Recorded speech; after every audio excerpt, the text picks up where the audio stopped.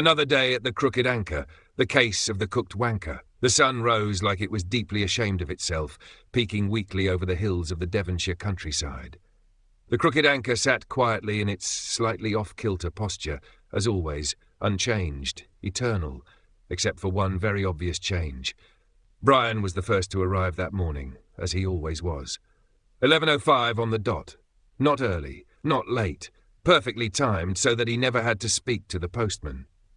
He shuffled toward the pub, arms tucked behind his back, newspaper in hand, grumbling quietly about the price of tea bags in the 90s. Then he looked up. He stopped. He frowned. He removed his glasses, cleaned them with the sleeve of his corduroy jacket, and looked again. He blinked.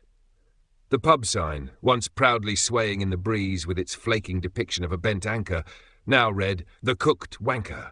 Brian stared for a full minute before whispering, "Well, I don't like that." He pushed open the pub door with a little more urgency than usual and found David behind the bar rearranging crisp packets according to vibes. Pete was in his usual seat, sipping his usual pint, and Gunther the dog was spinning slowly in a patch of sunlight like a weather vane with fleas. "David," Brian said, newspaper forgotten, "our pub's been defaced." David looked up. "What? Someone's graffitied the walls?" "No," Brian said. "Worse, someone's tampered with our very identity. The sign now reads..." He lowered his voice, scandalized. "The Cooked Wanker." David gasped. Pete chuckled into his pint, then quickly pretended to cough. David rushed outside, trailing his apron like a distressed bride. He returned moments later, pale. "It really does say that." Warren wandered in from the kitchen, covered in flour for reasons unknown. "Morning, lads. What's the drama?" "The pub's been renamed by a rogue element," Brian snapped.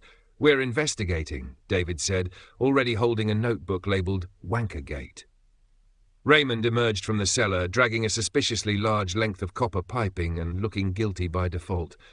"Did you see anything suspicious last night?" David asked.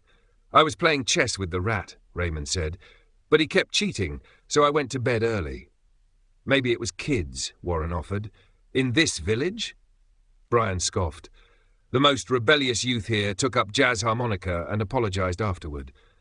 Just then, Clifford burst in holding a cleaver and a cabbage. "I've solved it," he cried. "The vandal's name is hidden in the cabbage veins." "Clifford," David said gently, "we're not doing that right now." They spent the next hour combing the area for clues. David interrogated a sheep. Warren interviewed the dishwasher. Raymond claimed the sarcophagus may have had something to do with it. "It's got energy, David." Eventually, Pete stood up, walked out, stared at the sign for 3 seconds, adjusted 2 letters back to Crooked Anchor, and went back to his pint. "Well, that's solved then," David sighed with relief. Brian, however, continued to glare suspiciously at everyone. "It's not over," he muttered. "One day the truth will surface, and when it does..." Raymond interrupted with a yell from the kitchen. "Has anyone seen the cabbage? I was interrogating it." The pub returned to its usual hum of strange calm. The sarcophagus sat silently in the corner, the cookery continued, and Gunther started spinning again. Just another day at the Crooked Anchor.